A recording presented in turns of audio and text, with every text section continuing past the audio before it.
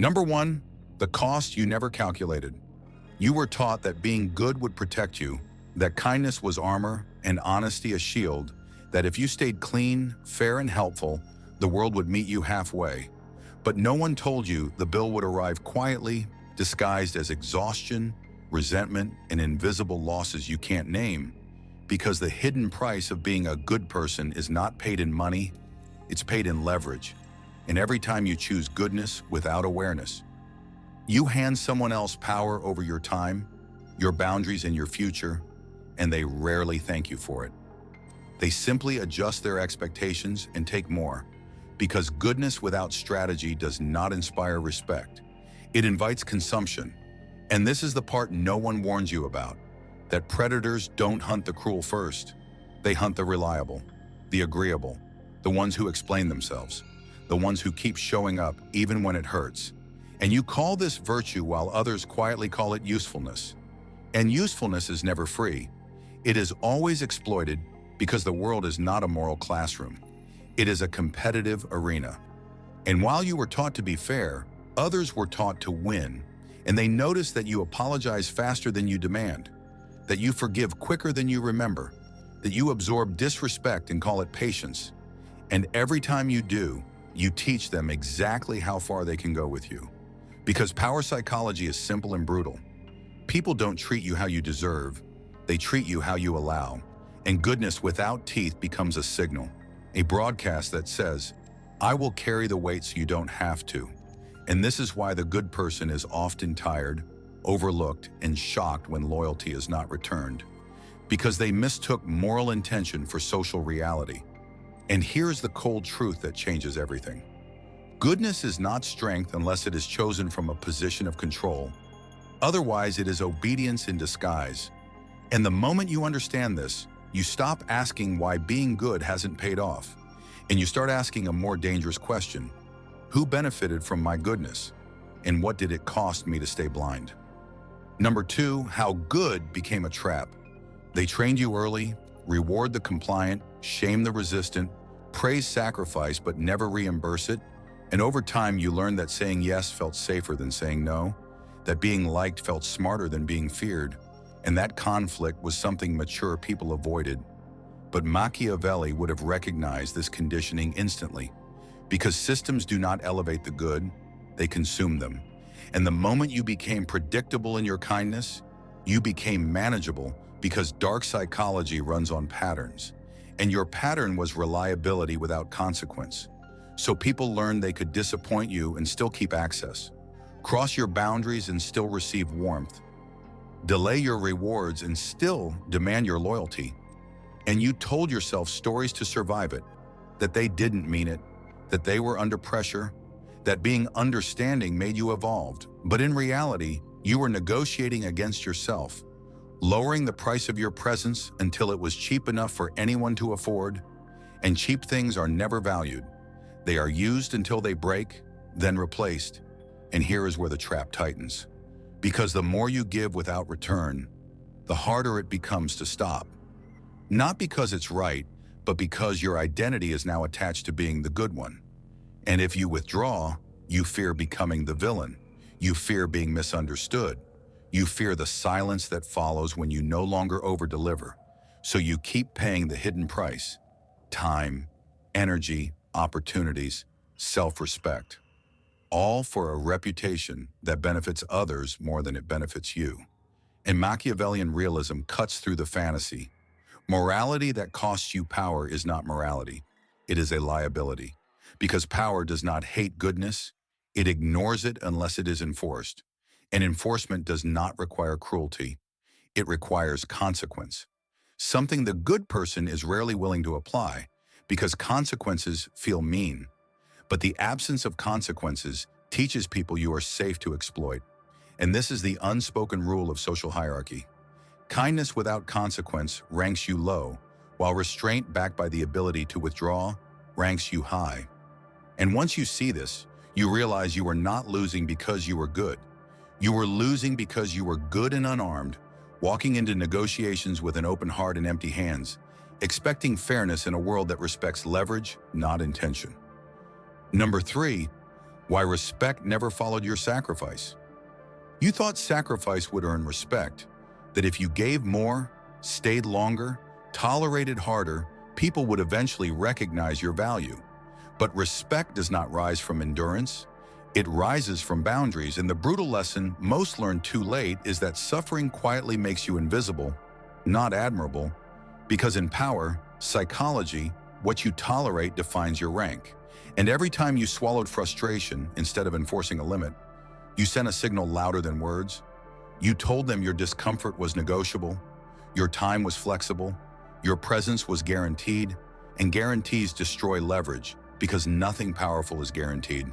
And this is where the good person gets confused. They confuse loyalty with permanence, generosity with obligation, patience with virtue. But Machiavellian realism would strip that confusion instantly. People respect what can leave, what can say no, what does not need approval to exist, and you train people to believe you would stay regardless. So why would they fear losing you? Why would they invest? Why would they adjust? When the cost of mistreating you was zero, and zero-cost behavior is repeated, not corrected. And here's the darker layer. Many didn't consciously decide to disrespect you. They simply adapted to the environment you created. An environment where you absorbed pressure so they didn't have to, where you cleaned messes you didn't make, where you accepted crumbs and called it gratitude. And humans are efficient. They follow the path of least resistance, and you were smooth, soft, and endlessly accommodating. So the pressure flowed into you, not because you were weak, but because you were open. And openness without control is exposure. And exposure invites exploitation, not necessarily by villains, but by ordinary people optimizing for themselves. And this is why the good person often wakes up one day, shocked, betrayed, asking when things changed, when in reality nothing changed.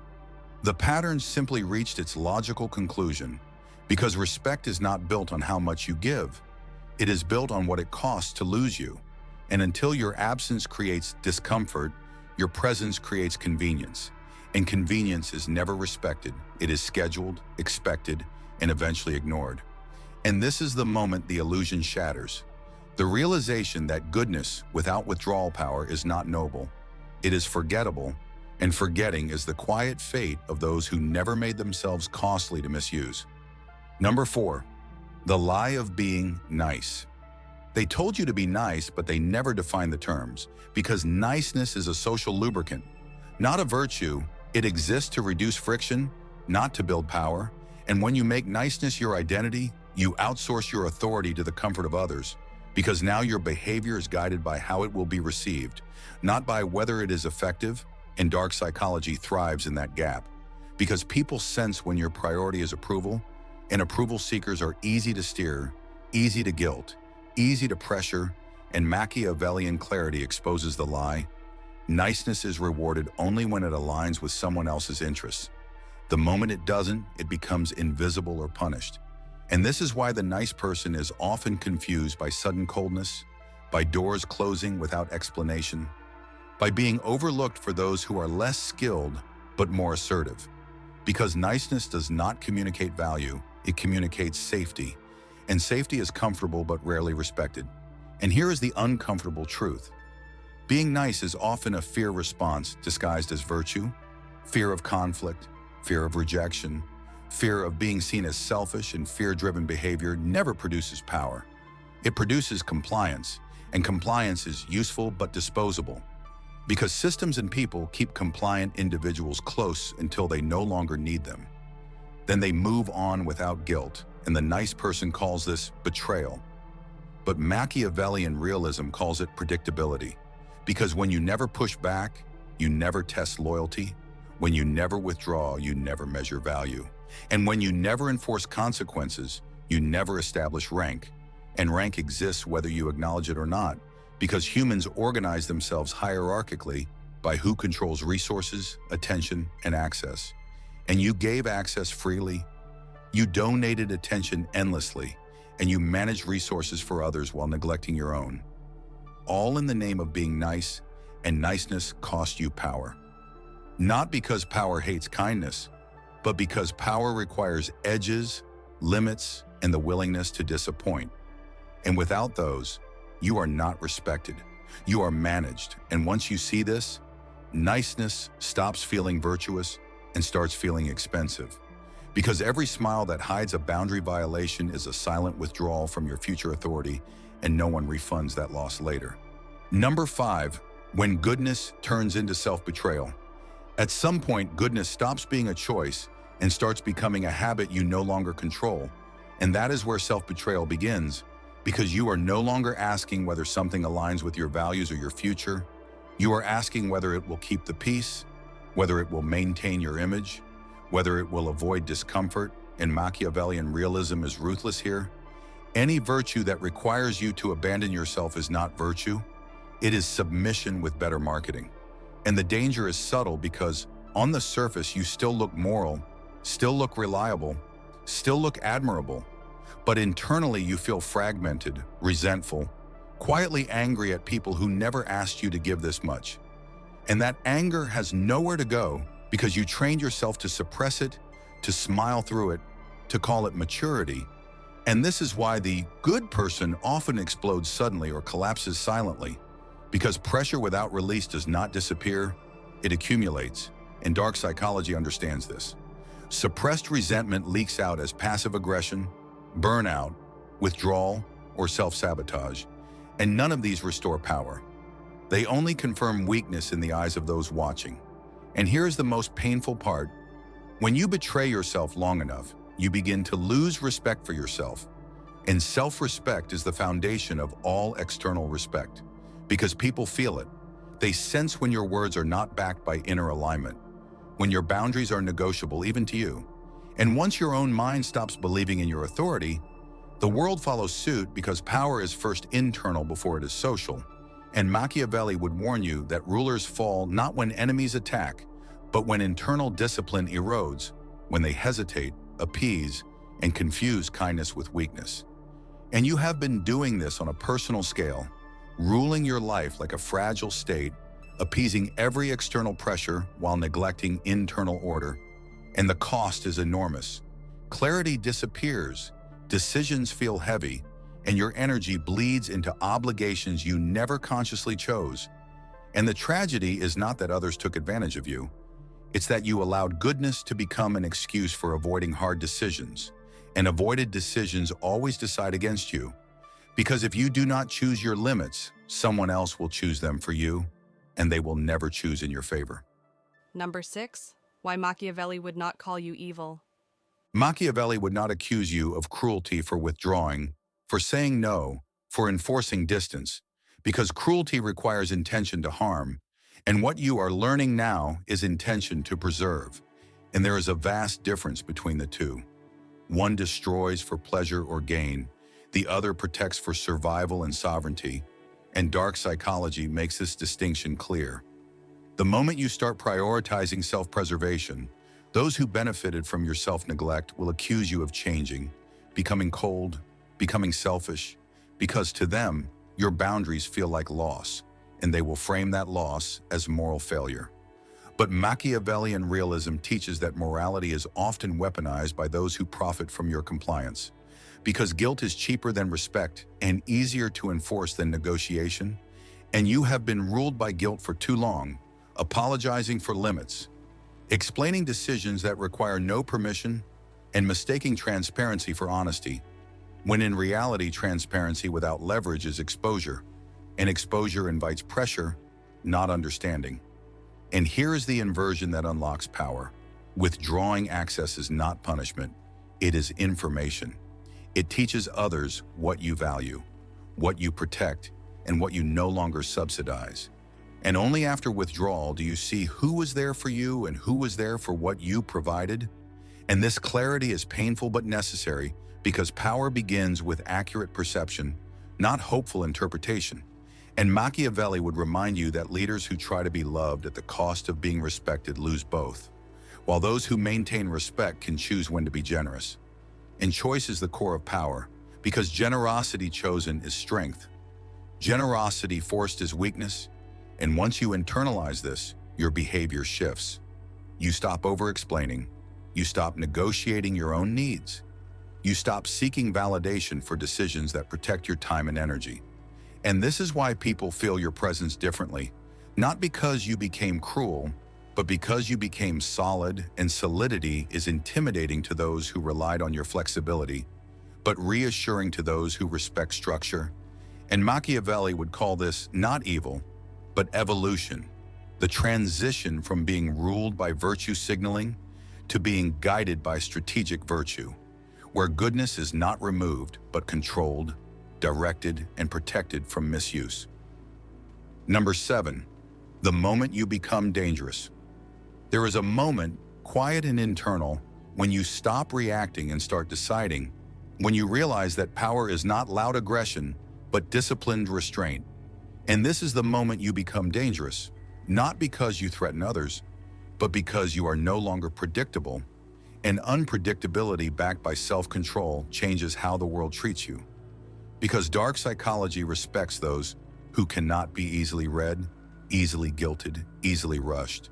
And until now, you were transparent in the wrong ways, advertising your limits, your patience, your willingness to endure, and endurance without consequence is an invitation. But danger enters when endurance gains a condition, when patience has a shelf life, when access must be earned and can be revoked without drama. And this is where the good person finally steps into masculine stoicism. Not the loud kind that postures, but the cold kind that observes, measures, and moves selectively. Because stoicism is not emotional suppression, it is emotional economy, the refusal to waste energy where it produces no return. And Machiavellian realism thrives here because you stop broadcasting intentions and start letting outcomes speak. You stop announcing boundaries and start enforcing them silently. You stop correcting disrespect and start removing yourself from it. And removal is the strongest message there is because it denies attention, access, and benefit all at once. And this shift unsettles people. They feel the change before they understand it. Conversations adjust, demands soften, expectations recalibrate. Because power psychology is sensitive to gradients, and your gradient just shifted upward. And here's the paradox that scares the old version of you. The more selective you become, the more people seek your approval, not because you chase it, but because scarcity creates gravity, and you are no longer abundant in the ways that made you cheap. You are abundant in standards, consistent in enforcement, and calm in withdrawal. And calm withdrawal is terrifying to manipulators because it leaves no surface to grip, no emotion to leverage, no guilt to weaponize. And this is why becoming dangerous does not require cruelty. It requires clarity. The clarity to choose when to engage and when to disengage, when to give and when to conserve. And once you embody this, goodness returns to you. But now it is sharpened, deliberate, and backed by the knowledge that you can walk away without explanation. And that knowledge alone changes everything. Number 8, the price of power is loneliness. No one tells you this part because it doesn't sell well, that the moment you stop overgiving, stop explaining, stop softening your edges for the comfort of others, the crowd thins, invitations slow, messages change tone, and silence replaces noise. And this is not punishment, it is filtration. Because when you remove free access, only those with real intent remain. And Machiavellian realism accepts this cost without complaint. Because power has always been solitary and dark psychology explains why. Most people prefer predictability over integrity, convenience over respect. And when you no longer fit their expectations, they don't argue, they drift. And this drift feels like loss to the old version of you, the one who measured worth by inclusion, responsiveness, and being needed. But masculine stoicism reframes it. Loneliness is not absence. It is space. Space to think clearly, decide cleanly, and hear your own standards without interference. And here is the uncomfortable truth. Many of the connections you mourn were never mutual. They were transactional arrangements disguised as bonds. And when the transaction ended, so did the relationship.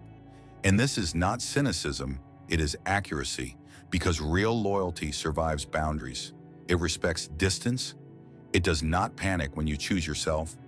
And the lonely phase is where most people retreat back into being good, Not because it's right, but because it's familiar, because approval is addictive and solitude is confronting. But Machiavellian discipline demands endurance here. Because if you can withstand being misunderstood, if you can tolerate the quiet without filling it with people who drain you, you emerge with something rare, self-sufficiency. And self-sufficiency is magnetic because it signals you are not desperate for validation, not starving for attention, not dependent on constant affirmation to exist. And dark psychology is clear. Those who need little are hard to control. And this is why loneliness is the tuition fee for sovereignty. You pay it once, or you keep paying smaller prices forever, energy, dignity, time, until there is nothing left to defend. And when you finally accept this trade, fewer people, stronger position, quieter life, sharper choices, you stop seeing loneliness as loss and start seeing it as proof that your boundaries are working. Number 9, when you stop explaining yourself. There is a decisive shift that completes the transformation. The day you realize explanation is a weakness when it is used to seek permission. Because explanations invite negotiation, and negotiation invites pressure, and pressure is how power leaks away. And Machiavellian realism is merciless here. You do not owe clarity to those who benefit from your confusion. You do not owe justification to those who never justified their demands. And the moment you stop explaining yourself, something fascinating happens. Resistance increases briefly, then collapses, because people test boundaries one last time before accepting them. And if you hold calmly, silently, without anger or apology, the test ends. And dark psychology recognizes this as frame control, the ability to define reality without arguing for it. And until now, you surrendered your frame constantly, over-clarifying decisions, softening refusals, turning firm no's into negotiable maybes. But power does not speak in paragraphs. It speaks in outcomes, and outcomes don't argue. They stand, and masculine stoicism sharpens this further. Silence becomes your punctuation, restraint your emphasis, and consistency your credibility. And here's the part that feels counterintuitive. When you stop explaining, people begin to assume you have reasons they cannot access. And inaccessible reasons feel stronger than transparent ones. Because mystery implies calculation, and calculation implies control, and control changes behavior faster than persuasion ever could. And this is why leaders, rulers, and dominant figures throughout history spoke less as they gained power, not more, because words are cheap when authority is real. And Machiavelli would tell you plainly, those who justify themselves too much reveal insecurity, while those who act decisively invite adaptation, and adaptation is respect in motion. And this is when your energy returns because you are no longer spending it defending choices you already made, no longer carrying the emotional labor of managing reactions, and that reclaimed energy sharpens judgment, strengthens presence, and stabilizes identity. And once identity is stable, manipulation fails, because manipulation relies on internal conflict, guilt, doubt, and fear of disapproval, and you starved it of all three. And in that starvation, you finally experience a rare freedom, the freedom of being internally aligned and externally unmoved. And from this position, goodness can exist again, but now it is silent, selective, and impossible to exploit. Number 10, the final equation, goodness with power. This is where the equation resolves, where everything you learn collapses into one brutal clarity. Goodness without power is fragile. Power without goodness is unstable. But goodness armed with power is untouchable, because now your ethics are not wishes, they are policies, enforced quietly through action, absence, and consistency. And Machiavellian realism would call this the highest form of virtue, not the kind that begs to be recognized, but the kind that shapes outcomes without announcing itself. And you finally understand that being good was never the problem. Being good without leverage was, because leverage gives your values weight, it makes your kindness optional instead of expected, your loyalty selective instead of guaranteed, and your presence valuable instead of convenient. And masculine stoicism anchors this permanently. You no longer oscillate between guilt and resentment, between overgiving and withdrawal, because your standards are clear and your enforcement is calm, and calm is the signature of control, not chaos, and dark psychology confirms the final truth. People do not need you to be nice. They need you to be consistent, because consistency creates predictability. And predictability backed by consequence creates respect. And respect is the only soil where healthy relationships grow. Everything else is manipulation dressed as harmony. And this is why your life begins to simplify now.